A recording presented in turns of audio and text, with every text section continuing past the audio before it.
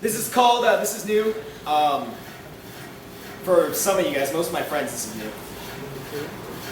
This is called, I know there's someone out there for me to fall in love with, but in the meantime, I'll just wonder where the fuck she is and write a poem about it.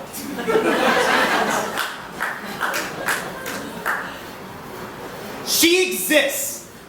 I know this, like I know how to breathe without thinking about her, or how to put one foot in front of the other and walk forward into this world. But the second that I stop to think how my body does these things and put any effort at all into doing them, I can't.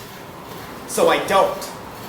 Because I like breathing and getting to where I have to go. So I'm better off just believing that they come naturally enough on their own, and I hope that's how love will be when I find it. A subconscious impulse shooting between the two nerve endings of my head and my heart telling me this time, I better not screw it up. So I put one foot in front of the other, wonder when I'll come across her, imagine the impact of our first meeting will feel like hitting pavement after tripping over someone else's feet. She'll be the cement that scrapes my skin. And I know that sounds painful, friend, but there's nothing like smacking into concrete to renew one's own sense of their surroundings. So I see finding her as the sudden awakening to the rest of my life beginning as soon as I pick myself up from the ground and see whose feet I tripped over. And there she'll stand, with the kind of smile that will give me the reason for every awkward date that I've ever been on. The ones I wish I could just get through, like a kid trapped in class, watching the second hand of the clock pass until recess, whose mind is already rushing out the door long before the bell even rings to release them from their seat. See? I, too, have found myself on some dates fidgeting in my chair, waiting to escape with my head anywhere but in the moment. And it's the kind of smile that will explain why all my relationships ended too soon to really enjoy. Like the very last bit of ice cream, you try to savor slowly but can't help to eat excitedly. So you try to find the perfect balance between self-control and haste, but no matter how much careful planning went into scooping your last bites, you can't help feeling a little disappointed when that bowl is finally empty. And it's the kind of smile that will make sense of all the embarrassing sexual moments that I have had over the years. And I've had a lot.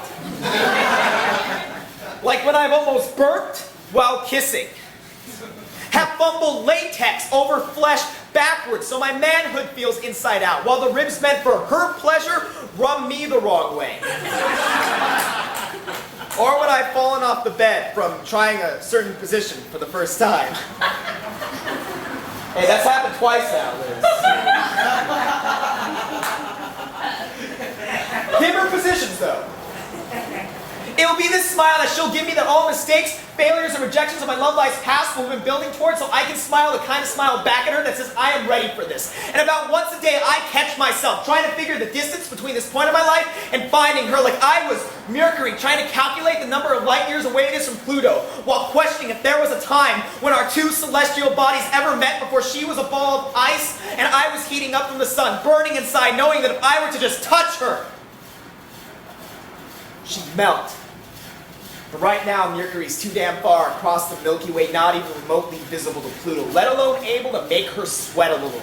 But these two planets still stay a steady course, regardless of the distance between their meeting, and so do I.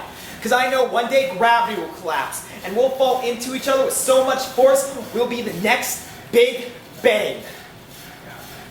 But until that day, I'll be content with my overactive imagination, giving me these moments to look forward to that help me cut through lonely nights with sharp resolve. A certainty that comes from believing in love without having to explain its workings. Just accepting that it works on its own accord. Like the second nature knee-jerk reaction to a hammer that I wait for to come down on me. And when it does, the subconscious impulse shooting between the two nerve endings of my head and my heart will tell me this time, don't screw it up.